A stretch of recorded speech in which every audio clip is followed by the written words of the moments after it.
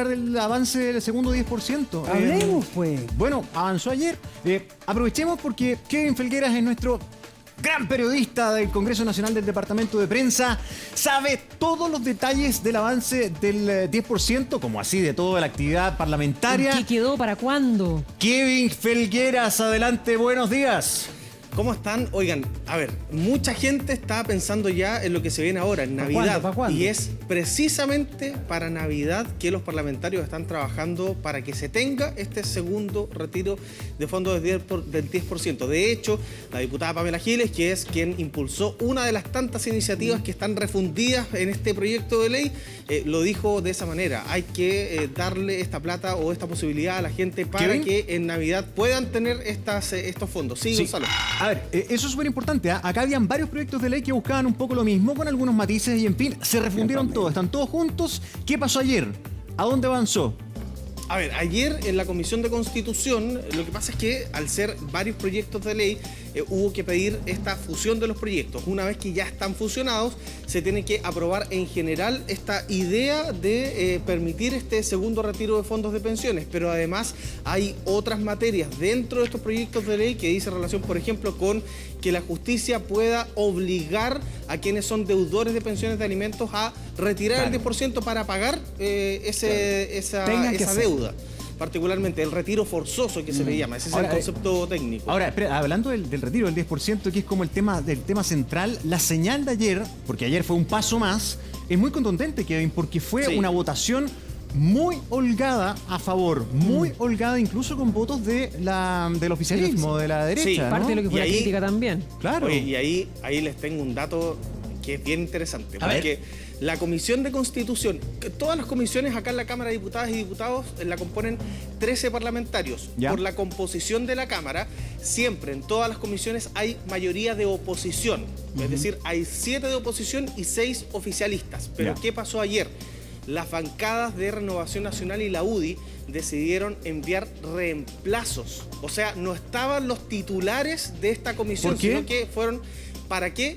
Para que en la jornada de ayer no se diera una señal, a pocos días del plebiscito, una señal errónea a la ciudadanía. Por ejemplo, no estuvo la diputada Camila Flores, que es una férrea opositora a este proyecto, pero sí estuvo el diputado Durán, que votó a favor. Estuvo Andrés Celis y no estuvo Gonzalo Fuenzalida, que estaba en duda. En fin, así fueron mandando reemplazo a las mismas bancadas para que ayer fuera una gran mayoría la que aprobara en general este proyecto de ley y así no se diera una señal errónea. Y hubo un solo voto en contra, que fue el diputado Jorge Alessandri de la UDI, pero que, ojo, él propone que no exista un segundo retiro de fondos, pero que sí exista un bono pagado por el Estado que reemplace este segundo retiro de fondos de pensiones. Sí, Kevin, de hecho, lo que tú estabas contando, parte de las críticas fuertes que se vieron hoy fue el abrazo del diputado Durán con la diputada Giles, que es una de las promotoras de esta iniciativa.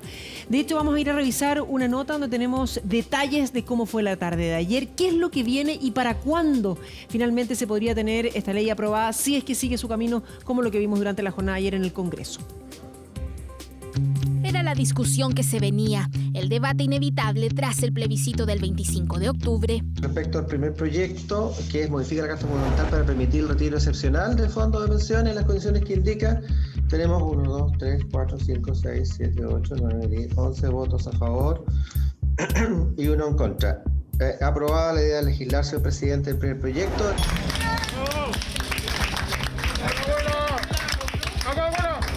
Este martes, la Comisión de Constitución de la Cámara de Diputados aprobó en general la posibilidad de retirar por segunda vez parte de los fondos de pensiones desde las cuentas individuales de AFP. Por 11 votos contra 1 se dio luz verde a este proyecto refundido, que nació de diversas iniciativas y que busca convertirse nuevamente en un salvavidas para quienes lo estimen necesario. Bueno, yo creo que si siempre se ha dicho que los fondos son de las personas, yo creo que deberían tener acceso a esos fondos. Han habido harto caos con ya el primero, no sé qué va a pasar en el segundo, pero sería una buena medida para las personas que realmente lo necesitan, sí. Por lo menos yo no lo voy a retirar, porque pienso que es muy importante para el tema de la pensión. Por lo tanto, paso. La idea es repetir lo que sucedió en julio pasado, cuando en medio de la pandemia, sumidos en cuarentena y todavía con los coletazos de la crisis social, se permitió un primer retiro de fondos. ¿Se acuerda? Resultado de la votación. Resultado de la votación. Por la afirmativa, 116 votos, 28 en contra, 5 abstenciones. Aprobado. En esa ocasión, las autoridades que estaban en contra del proyecto argumentaron no solo una baja en pensiones futuras, sino también anticiparon una caída económica considerable. Pero nada de eso pasó. No solo hubo reactivación a través de compras en el comercio. Para pagar y para poder comprar cosas que necesito de primera necesidad. Mi arriendo, mi alimento. En ella, en la casa, en algunos pagos que se tengan que hacer. En agosto, por ejemplo, el nivel de morosidad de los chilenos registró su menor nivel desde el año 2017. Es decir, muchos ocuparon ese 10% para pagar deudas. En un principio se habló de un retiro excepcional. Por única vez los chilenos podrían sacar parte de sus ahorros. Sin embargo, parlamentarios como Pamela Giles, Karim Bianchi y Marco Silavaca presentaron nuevas iniciativas relacionadas al retiro de fondos ante el impacto de la pandemia y la pérdida constante de puestos de trabajo. Actualmente son 4 los proyectos en discusión en el Congreso y todos se complementan entre sí. Los 4 fueron votados este martes. El primero es la posibilidad de un segundo retiro del 10% de los fondos previsionales. También existe la opción de que las personas diagnosticadas con una enfermedad terminal puedan solicitar el retiro de sus ahorros. Esta moción ya fue aprobada hace 2 semanas. Tercero, permitir el retiro forzoso de los fondos a deudores de pensiones alimenticias. Y un cuarto proyecto, un poco más complejo, pero que apunta a que los afiliados a las compañías de seguro que estén en la modalidad de renta vitalicia puedan sacar parte de su dinero. Es plata que nos corresponde a nosotros. Sí, totalmente de acuerdo. Sí. Es que no hay nada seguro con todo lo que está pasando ahora. Es una oportunidad de crisis y si tienes ese dinero retenido y lo puedes usar en el bienestar de tu familia, creo que es absolutamente posible. El proyecto en general está calificado como polémico y al igual que el anterior no cuenta con la aprobación del gobierno. No se puede obviar que cada retiro, por muchas buenas intenciones que haya detrás, hace incompatible o se sustrae ese monto del incremento de cotización que necesitamos para mejorar las pensiones hoy día y mañana. Y eso es muy fundamental, que quede claro, que esté arriba de la mesa, que sea conocido públicamente, porque de eso estamos hablando, presidente. Debemos recordar que luego del primer retiro de fondos de AFP, 1,9 millones de personas cotizantes se quedaron sin nada de dinero en su cuenta. Es decir, tenían ahorrado menos de $1 millón. Especialistas estiman que si nuevamente se permite sacar ahorros previsionales, el monto de personas que no tendrá más ahorros para su vejez aumentará a cerca de 4,2 millones, es decir, el 34% de los cotizantes. ¿Qué significa eso? Yo estimo que más del 50% de las personas que se pensionen, habiendo retirado el segundo 10%, su pensión va a ser fiscal. El Estado va a tener que hacerse cargo. Entonces podrían abundar en mayor medida las pensiones básicas que de por sí ya son bajas. Por lo mismo, algunos economistas son de la idea de hablar de un préstamo antes que de un retiro sin condiciones. Y al fisco esto le significaría un costo de más o menos $4.000 millones. Entendiendo que hay una emergencia, hay necesidades, si entendemos los fondos de pensiones como un fondo al cual recurrir ya en última instancia, lo mejor sería una especie de autopréstamo, de manera de que los afiliados se vieran obligados a devolver este crédito, ¿no es cierto?, este autopréstamo. También se prevé que las caídas en los montos de las pensiones de quienes realicen este segundo retiro sean más significativas. Es decir, ahora sí podría usted notar una baja en su pensión mensual, monto que no podrá mejorar si está cerca de la edad de jubilación. Si, por ejemplo, una persona estaba esperando $400.000 de pensión, la jubilación caería a un poco más de $300.000. Ese es el impacto en las jubilaciones. No se pueden mejorar las pensiones si yo uso esos recursos para otro fin. por más importante que sea. Aquí no estamos entrando a justificar ni a evaluar qué urgencia es mayor.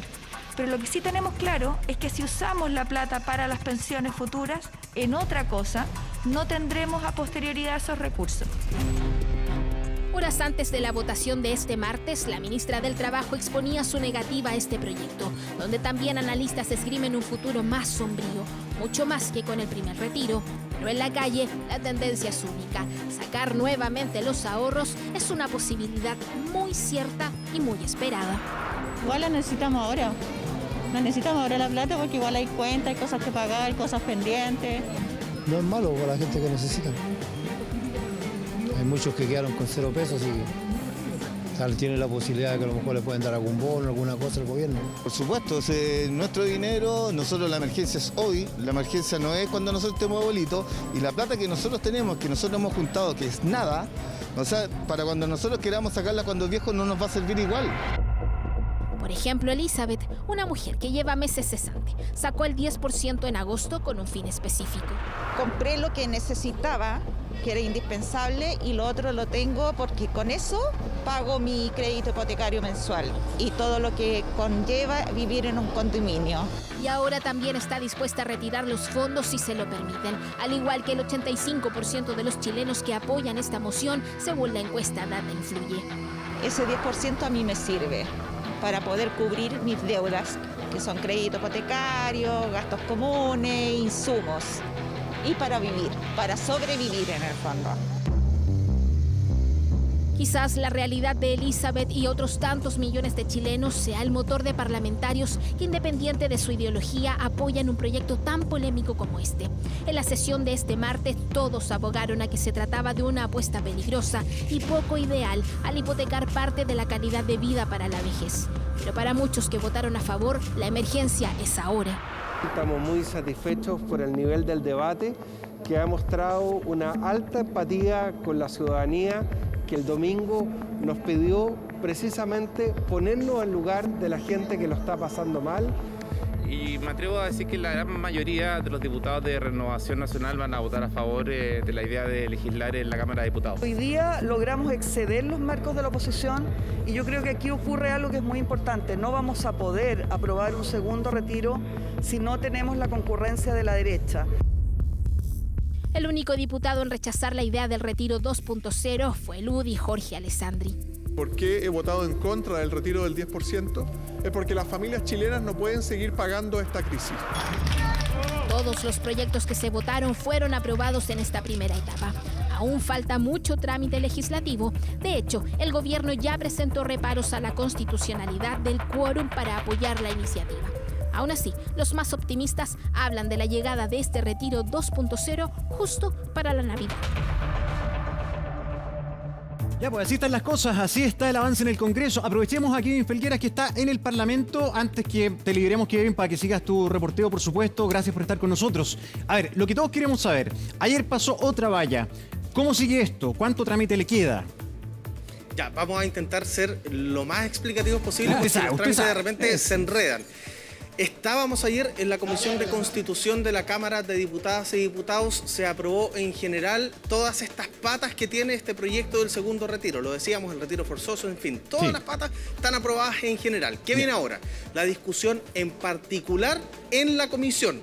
¿Qué pasa después de que se apruebe, de que haya indicaciones, modificaciones al texto? Pasa a la sala de la Cámara de Diputadas y Diputados.